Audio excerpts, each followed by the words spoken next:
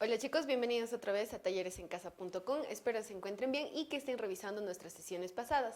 Recuerden que para tener una hilación o tener un contexto cronológico y corológico es necesario mantenernos al tanto de las sesiones para que así podamos ubicarnos en un contexto histórico más real. El día de hoy vamos a desarrollar otro tema que es importante en la historia del Perú, que es los comienzos de la independencia peruana. En este caso vamos a empezar a hablar sobre las corrientes libertadoras. Como saben, en la sesión pasada estábamos hablando del último virrey que había ocupado el virreinato del Perú, que era el virrey José de Abascal y Sousa. Como les decía, él se había encargado de que el virreinato siga funcionando y también siga subvencionando a la corona española. Pero cuando él termina de gobernar en el año de 1821, empieza una corriente libertadora que tiene la intención de liberar a América y hacer independiente al Perú. Ahora, ¿de qué se trata estas corrientes libertadoras? Se trata de que un movimiento político y militar, que normalmente está organizado por los criollos de esa época, que además tienen formación militar y algunos también son de Buenos Aires, de Argentina, se organizan para luchar y terminar de liberar o independizar a América. Eso significaba que tenían que dejar de existir los virreinatos, el virreinato de Nueva España, Nueva Granada, de La Plata y el de Perú, que eran 4 virreinatos que comprendían casi toda América del Sur. Entonces, como el propósito era ir independizándolos, ellos empezaron a armarse y a armar una estrategia política y militar para empezar a luchar contra el virreinato del Perú, que en ese momento todavía era el más poderoso, porque España había concentrado toda su fuerza militar en el virreinato del Perú. Eso también ya se les había contado antes. Entonces, aquí empieza, por ejemplo, la primera corriente libertadora de la que conocemos, que es la corriente libertadora del sur. Esta corriente libertadora tiene un ejército al que se le denomina el Ejército de los Andes. Es un grupo de soldados que está subvencionado por el gobierno argentino, que en ese momento ya había dejado de ser el Virreinato de la Plata, y también por el gobierno chileno. Entonces, cuando se organizan, nace o sale a la palestra un líder político y es San Martín. Él empieza a liderar este ejército de los Andes y deciden ir por la cordillera de Uspallata para ir conquistando territorio y también declarando sus independencias progresivamente. La primera intención de San Martín es declarar la independencia de Chile. Se necesita comenzar por la parte sur. Entonces, como él está yendo por la cordillera de Uspallata liberando, se desarrollan algunas batallas que van a encargarse de consolidar la independencia de Chile. ¿Cuáles son estas batallas? Bueno, se da por ejemplo la batalla de Chacabuco el 12 de febrero de 1817. Luego surge una segunda batalla, que es la batalla de Chancarayado, en la que también San Martín sale victorioso y esta fue el 19 de marzo de 1818. La última batalla con la que por fin Chile se hace independiente y se consolida su independencia es con la batalla de Malpú, que se dio el 5 de abril de 1818.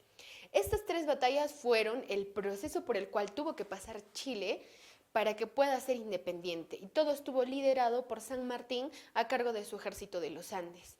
Después de esto, el gobierno chileno y el gobierno argentino saben que San Martín es un estratega propicio para la misión de independizar América o América del Sur. Entonces subvencionan a San Martín para dirigirse hacia el Perú. Recuerden que en Perú había un ejército bastante grande que también era financiado por España, que tenía la intención de recuperarlo todo para volver a ser un virreinato consolidado. A pesar de que en España había una coyuntura política y social con el tema de Napoleón, ellos necesitaban que Hispanoamérica, en este caso el virreinato del Perú, el más rico y el más poderoso, contribuyera económicamente para mantenerse o para seguir existiendo. Entonces, el gobierno, como les decía, el gobierno argentino y chileno subvenciona a San Martín y este, con 4.118 soldados que comprenden artillería, infantería y caballería, decide dirigirse hacia el Perú. En ese momento también ellos empiezan a encontrar aliados y uno de estos aliados decide o crea una estrategia que consistía en bloquear el puerto del Callao. Esto significaba que el comercio o el intercambio económico se podía limitar. Era una estrategia militar ya conocida y también se les había contado cuando hablamos un poco de Napoleón. Entonces, cuando se bloquea el puerto del Callao, se empieza a ver algunas limitaciones de carácter económico y ellos saben que atacar por ahí es más sencillo. Entonces San Martín, al enterarse que ya había un bloqueo en el Callao, sale de Puerto del Valparaíso el 20 de agosto de 1820 con dirección al Perú. Después empiezan sucesos un poco que se van marcando en la historia del Perú. Por ejemplo, por fin, al salir San Martín de Valparaíso, se instala en Paracas y Pisco. Lo primero que hace él es llegar a Paracas, ahí se asienta y llega el 8 de septiembre de 1820.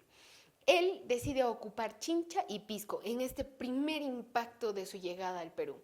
Cuando él se asienta en Pisco, deciden marcar una estrategia para conquistar los territorios y poder independizarlos de la corona española. Así que se plantea dos tipos de estrategia o se plantea dos vías de estrategia para poder ir avanzando e ir independizando el pueblo. La primera, por ejemplo, se sabe que es una expedición o de la que tenemos conocimiento. ¿De qué se trata? Se envía una expedición a la sierra y está encargado por Álvaro de Arenas. Él es el que está dirigiendo esta expedición.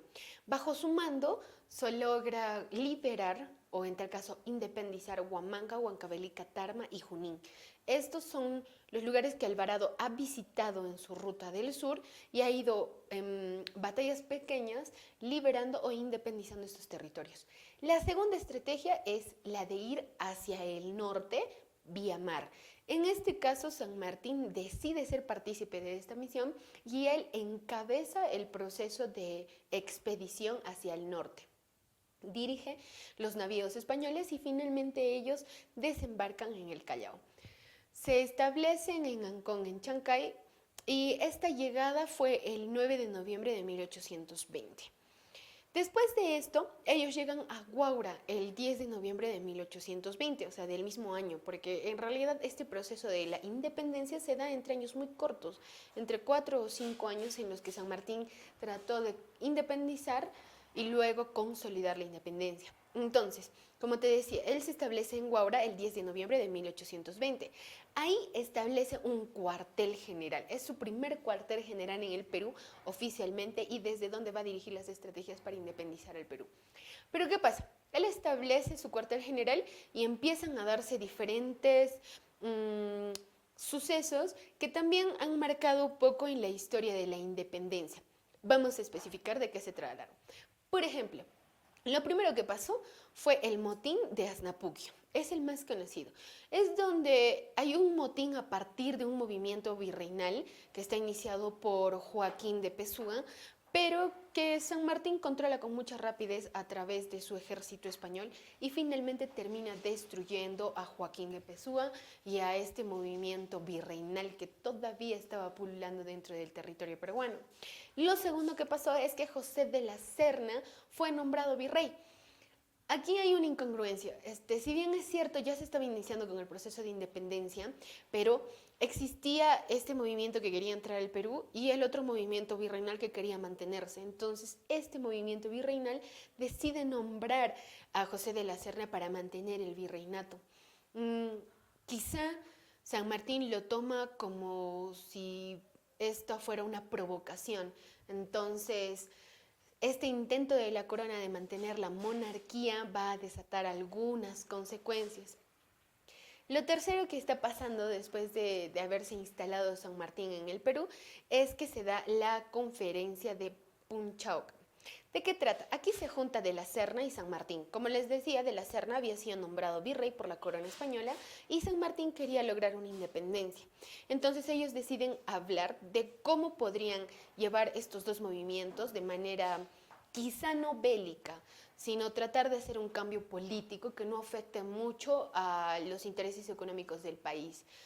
Sin embargo, este encuentro no resulta siendo muy productivo, porque naturalmente una monarquía siempre va a querer dominar el territorio y San Martín quiere liberarlos por completo, entonces hay muchas contradicciones como para lograr un solo camino político. Otro de los eventos que pasaron, o el cuarto evento que sucedió después de la instalación, fue el 6 de julio de 1821, cuando la Serna por fin abandona Lima. ¿Qué pasa? Se encontraron, la comunicación no funcionó, San Martín decide iniciar una batalla y la Serna pierde, entonces está obligado a irse de Lima y él escapa hacia Cusco, que era la segunda ciudad o el segundo gobierno más rico dentro del dentro del Virreinato del Perú. Entonces la Serna escapa y establece su cuartel en el Cusco, queriendo desde ahí dirigir un movimiento bélico contra San Martín para defender todavía el Virreinato del Perú.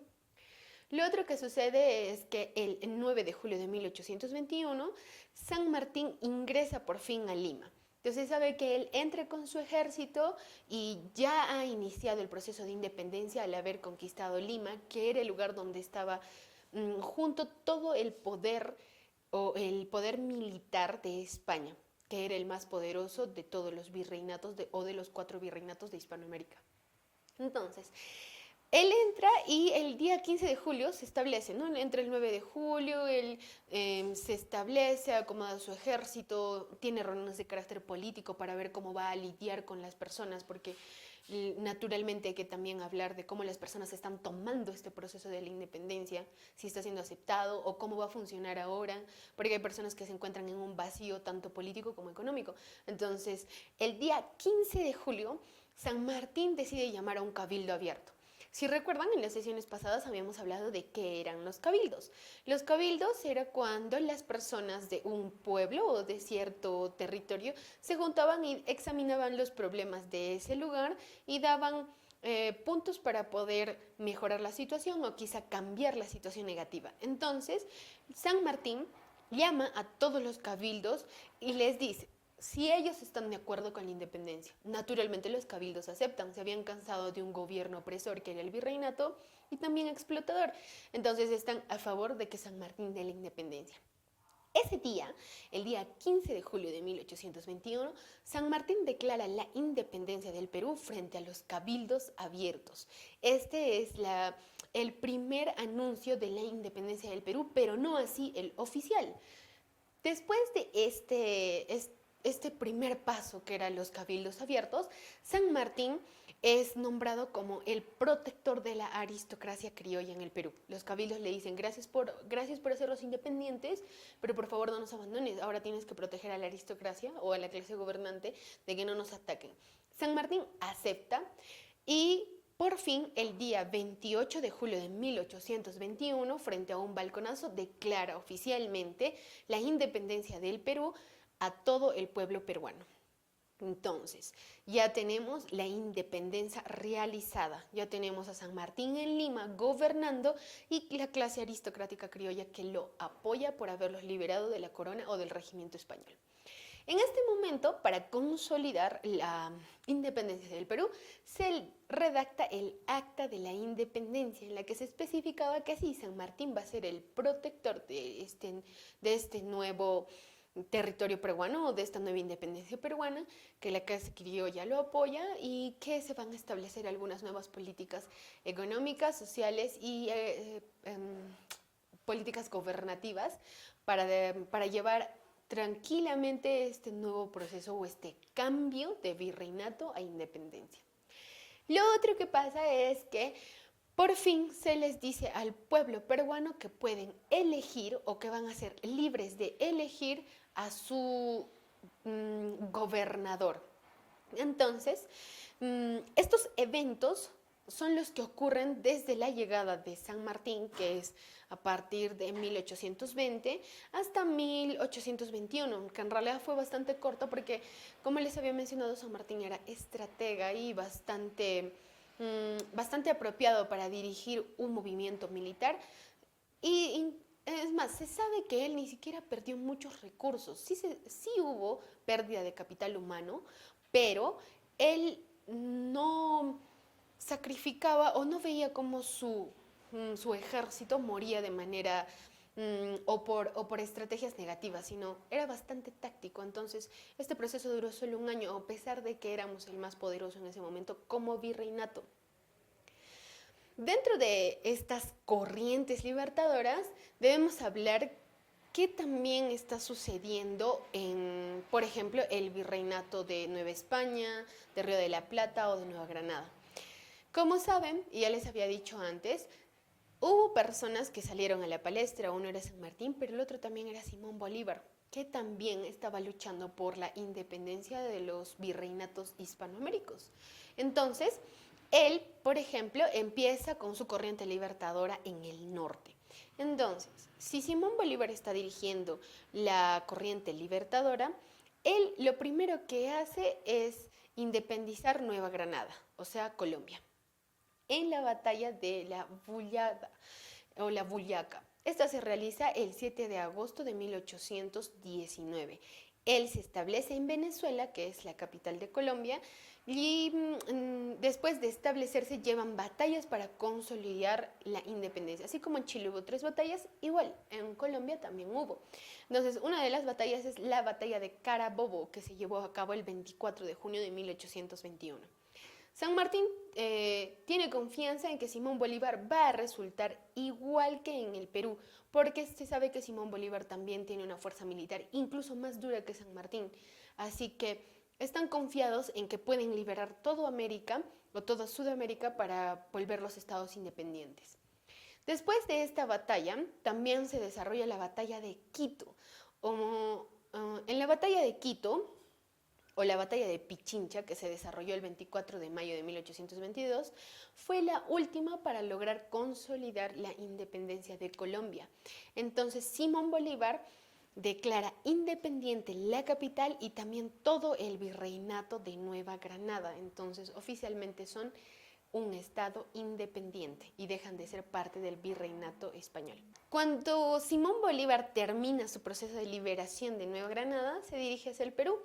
Él llega el 1 de septiembre de 1823. En ese momento ya se había elegido un presidente en el Perú, era Fernando de la Torre Tagle.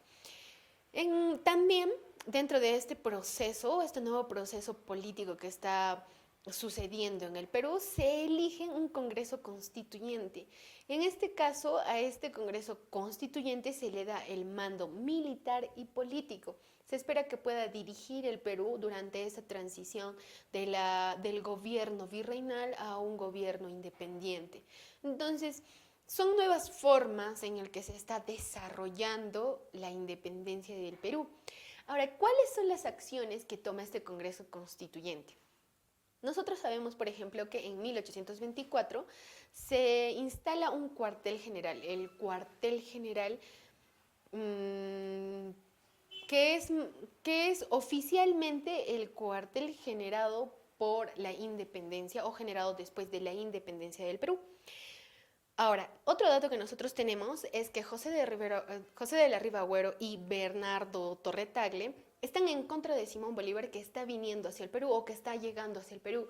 ¿Por qué? Porque se han enterado que este personaje, o sea, que Simón Bolívar quiere ejercer un gobierno dictatorial, o sea, quiere otra vez suprimir los derechos del pueblo indígena o del pueblo aborigen del Perú.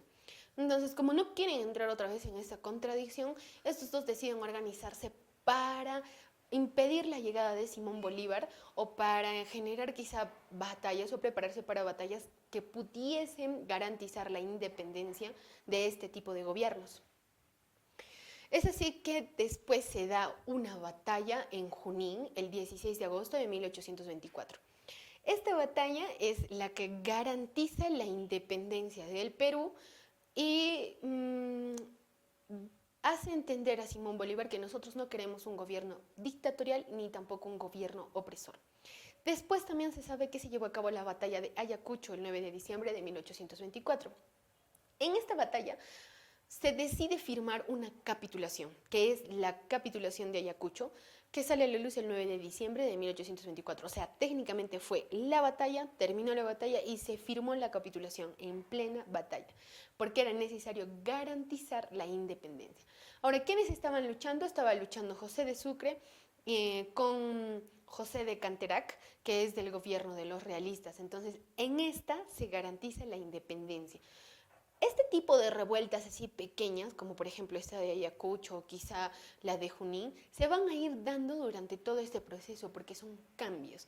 Entonces, como todo cambio, a veces siempre hay una resistencia a estos cambios y estas batallas o esos enfrentamientos se vuelven muy comunes. ¿Qué pasa después? Oficialmente la batalla de Ayacucho ha concluido con los movimientos bélicos, o eso es lo que se cree.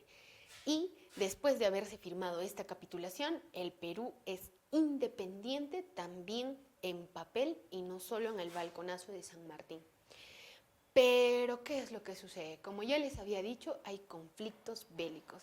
Después de haberse declarado ya el balconazo de la independencia, se han firmado los documentos que garantizan la independencia del Perú. Hay movimientos que sí son aborígenes o que son propios del pueblo que empiezan a levantarse y a tener conflictos, porque quizá algunos quieren llegar a las clases aristocráticas para adquirir un cargo dentro de la gobernación o un cargo político de representación. Lo otro también que sabemos es que hay una ruptura política. Debido a que hay un fin del virreinato, el virreinato ha caído, la independencia está entrando con una nueva reforma política. Pero las personas que habíamos vivido durante el virreinato ya estábamos acostumbrados a este sistema de gobierno. Entonces, al verse abruptamente roto, porque ha caído, la independencia está entrando a gobernar el país, pero nosotros nos estamos adaptando a esto. Entonces, esta ruptura termina causando problemas de carácter económico en el Perú, porque afecta gravemente la productividad. Ya no sabemos para quién producimos, ya no sabemos a quién aportamos, quién nos protege. Entonces, esto lleva a la disconformidad de los pobladores o los aborígenes del Perú. Otro que también sabemos es que en este momento se lanza una convergencia de las fuerzas libertadoras. ¿Qué quiere decir? En vista de que ya se ha liberado la parte norte con Simón Bolívar y que San Martín había liberado Chile y había liberado Perú, empieza una convergencia entre el sur y el norte para protegerse de futuros ataques bélicos, quizá de Inglaterra o de España o de Francia o de cualquier otro que quisiera volver a gobernar monárquicamente estos territorios. Entonces ellos deciden confluir, deciden converger para protegerse. También, oficialmente, después de haberse dado la independencia, se lanza el protectorado de San Martín. ¿Qué significa? Que San Martín es el protector del Perú oficialmente durante todo el proceso de adaptación a la independencia. Después de haber terminado estas fases, el Perú es libre, independiente, político, económico y socialmente de la corona española. Entonces aquí ha dejado de funcionar el gobierno virreinal y por fin somos libres independientemente de este gobierno. Así que espero que les haya gustado este capítulo nuevo de nuestra historia. Por favor, no se olviden seguirme en la siguiente sesión para que podamos hablar sobre los inicios de la República y nuestra nueva faceta política. Recuerden que siempre hay que revisar las sesiones pasadas para estar ubicados cronológico y corológicamente. Gracias por acompañarme y los veo en la siguiente sesión. No se olviden que esto es talleresencasa.com.